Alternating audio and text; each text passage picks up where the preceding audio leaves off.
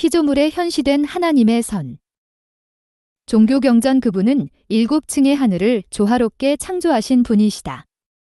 너희는 자비로우신 분께서 만드신 것에서 어떠한 결함도 발견할 수 없을 것이니라. 보아라, 어떠한 결함이라도 내가 볼 수 있겠느냐? 보고 또 보아라. 너희의 시선은 어지럽고 지칠 뿐이니라. 꾸란, 이슬람. 이렇게 만드신 모든 것을 하나님께서 보시니 참 좋았다. 창세기, 기독교. 세계는 정원, 주는 이를 가꾸는 정원사, 모두를 소중히 여기며 소홀함이 없도다. 아디 그란트, 마즈 아슈트파디, 시크교. 풍년이 들어 기장도, 벼도 많이 거두었으며 또 곶집도 높아졌다. 천만, 억만 끝없이 많은 오곡으로 술과 단술로 만들어 살더라도 하나님의 소유, 하나님의 판도군 내에 있다 이것입니다. 그건 내 소원권 내에 있는 것입니다. 물건을 가져갔더라도 그건 내 소유권 내에서 이동하는 것으로 생각하는 것입니다. 이걸 볼 때 천국에 담이 있어서 열쇠를 채우고 그러겠습니까? 그렇지 않습니다. 선대조상께 바쳐 올려 제사 지내고 모든 예절을 잘 지키고 행하니 신이 흠양하사 복을 더욱 내려주시노라. 시경풍년, 류교. 그분께서 하늘로부터 비를 내려 너희가 마시게 하고 나무를 자라게 하여 너희 가축들을 사육해 하셨노라. 그분은 그것으로 하여 곡식과 올리브, 대추 야자의 열매, 포도, 그리고 모든 종류의 과일을 너희를 위해 생산하셨으니 진실로 그것은 생각하는 자에게 징표가 되리라. 그분은 너희를 위해 낮과 밤, 해와 달과 별들이 그분의 명령에 복종케 하셨으니 진실로 그것은 이해하는 자에게 징표가 되리라. 그분은 너희를 위해 지상의 다양한 색깔의 사물을 번식하셨으니 진실로 그것은 염원하는 자에게 징표가 되리라. 그분은 너희를 위해 바다를 두시어 신선한 생선을 취하게 하시고 너희가 걸칠 장식품을 얻도록 하셨도다. 또한 너희는 바다를 가로질러 가는 배들을 보나니 이로써 하나님의 은혜를 간구하게 되고 즐거움으로 감사하게 되리라. 너희가 하나님의 은총을 계산하려 하나 결코 그것을 헤아릴 수 없나니 진실로 하나님은 관용과 자비로 충만하도다. 꾸란, 이슬람. 큰 돈은 어디에나 넘쳐 흐르고 자유자재로 좌우로 뻗을 수 있다. 만물은 도를 따라서 생육화성되고 있다. 그러나 돈은 스스로 나서서 만물을 주관하지 않는다.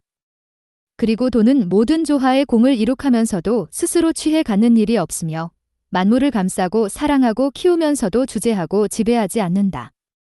돈은 언제나 욕심이 없다. 따라서 은미하다고 말할 수 있다. 한편 돈은 만물을 귀속시키고도 주재하지 않으므로 크다고도 할 수 있다. 돈은 끝내 스스로 크다고 내세우지 않으므로 능히 클 수가 있다. 도덕경, 도교.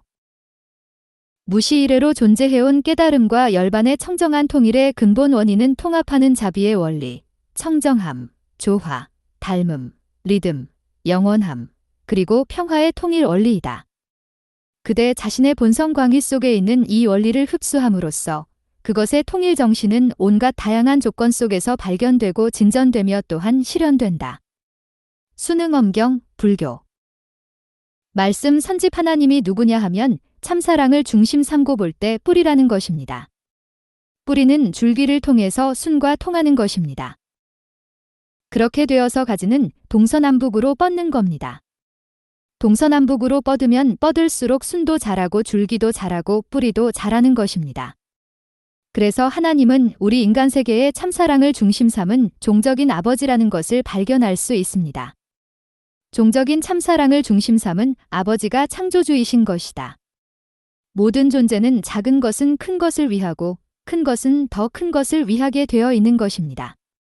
이렇게 볼 때 약육강식이란 말은 찰스 다윈이 종의 기원제에서 말한 그런 이야기가 아닙니다.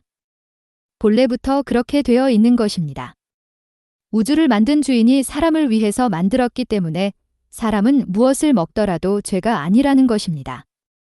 하나님은 지혜의 왕이시며 모든 것을 알고 계시는 전지전능한 분이기 때문에 인류 세계의 참된 사랑과 참된 행복과 참된 평화와 참된 이상을 주체와 상대 관계 가운데 주체를 중심한 방향의 그 기원을 결정하든가 그렇지 않으면 객체를 중심한 입장에 결정하든가, 그렇지 않으면 객체를 중심한 입장에 그 기원을 정하든가 해야 합니다.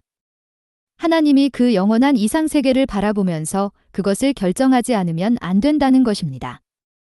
만일 하나님을 중심하고 주체만을 위하는 것이 된다면, 또 그와 같은 전통적인 기준을 인간이 만들어냈다고 한다면, 그리고 모든 것이 자기를 중심하고 봉사해야만 된다고 한다면 거기서는 큰일이 나게 됩니다. 그러한 자리에서는 하나라든가 통일이라는 문제, 혹은 융합이라든가 발전이라는 원칙을 충족시킬 수가 없습니다. 그래서 주체를 중심 삼고 객체가 모시는 것이 아니라 하나님 자신에 있어서 객체를 중심하고 하나님 자체가 존재한다고 하는 입장을 취하지 않을 수 없다는 사실을 우리는 알게 됩니다. 그렇게 되면 모든 것이 하나가 됩니다.